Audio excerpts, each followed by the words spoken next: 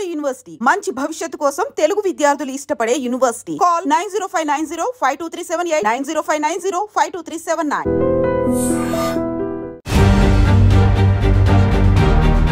తెలుగు సినీ జగత్తులో దిగ్గజ దర్శకులు ఎందరో. తమ దార్శనికతతో తెలుగు సినిమా స్థాయిని పెంచిన మహానుభావులు వారంతా. అయితే ఇలాంటి అద్భుత దర్శకుల్లో ముందు వరుసలో ఉంటారు వంశీ.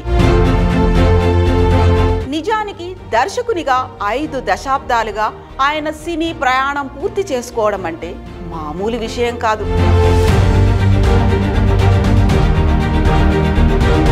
అయితే వంశీ ప్రపంచం చాలా చిన్నది. అందులో గోదారి, అక్షరం, సినిమా, సంగీతం మాత్రమే ఉంటాయి. ఆ ఇష్టంతోనే అసాధ్యమైన 5 పదుల సినీ ప్రయాణాన్ని అత్యంత సులభతరం చేసుకున్నారు వంశీ. తూర్పుగోదావరి జిల్లా పసలపూడి గ్రామం. అక్కడి గోదారికి పరుగులు మాత్రమే కాదు, వెలుగులు ఉంటాయి.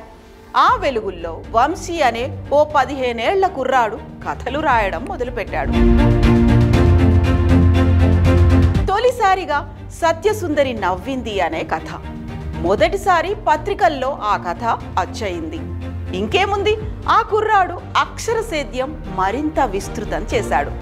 పక్కనే గోదావరి ఉంది కదా, ఈసారి ఆ పంట ఇంకాస్త ఎక్కువ పండింది. వెన్నెల బొమ్మ, మంచు పల్లకి అనే నవలలు జాలువారాయి. ఆ నవలలే వంశీని మద్రాస్ ట్రైన్ ఎక్కించాయి. అక్కడ దర్శకులు వి మధుసూదన్ రావుతో పరిచయం, అసిస్టెంట్ డైరెక్టర్గా పని, వరుస సినిమాలు.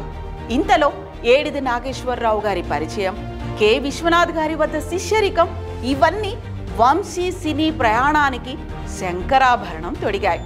తరువాత వెతుక్కుంటూ వచ్చిన అవకాశం ఆయన్ని తొలిసారి దర్శకుడిగా మంచు పల్లకి ఎక్కించింది. ఇక అక్కడి నుంచి సితారా, అన్వేషణ, లేడీస్ టైలర్, మహర్షి, చెట్టు కింద ప్లీడర్, ఏప్రిల్ 1 విడుదల, అవును వాళ్ళిద్దరూ ఇష్టపడ్డారు వంటి సినిమాలతో వంశీ సృష్టించిన ప్రభంజనం అంతా ఇంతా కాదు. ఇలాంటి సూపర్ హిట్ చిత్రాల దర్శకులు శ్రీ వంశీ గారి 5 దశాబ్దాల చలనచిత్ర జీవిత స్వర్ణోత్సవం సందర్భంగా వంశీ ఇంటర్నేషనల్, శారదా ఆకునూరి అమెరికా సంయుక్త ఆధ్వర్యంలో ఈ చైత్ర వీణ జుమ్ జుమ్మని సంగీత విభావనని నిర్వహిస్తున్నారు. ఈ కార్యక్రమంలో నటకిరీటి రాజేంద్ర ప్రసాద్ గారు, దర్శకులు శ్రీ రేలంగి నరసింహారావు గారు, నిర్మాత ఏడిద రాజా గారు, కళ్ళు సినిమా ఫేమ్ ఎంవి రఘు గారు, నిర్మాత రచయిత శ్రీ వేమూరి సత్యనారాయణ గారు, సినిమాటోగ్రఫర్ శ్రీహరి అనుమోలు గారు పాల్గొంటున్నారు. మార్చి 4వ తేదీ సాయంత్రం 5 గంటలకు రవీంద్ర భారతిలో ఈ కార్యక్రమం జరగబోతోంది. ఈ సందర్భంగా సంగీత ప్రియులందరినీ ఆహ్వానిస్తూ కార్యక్రమాన్ని జయప్రదం చేయాల్సిందిగా నిర్వాహకులు కోరారు.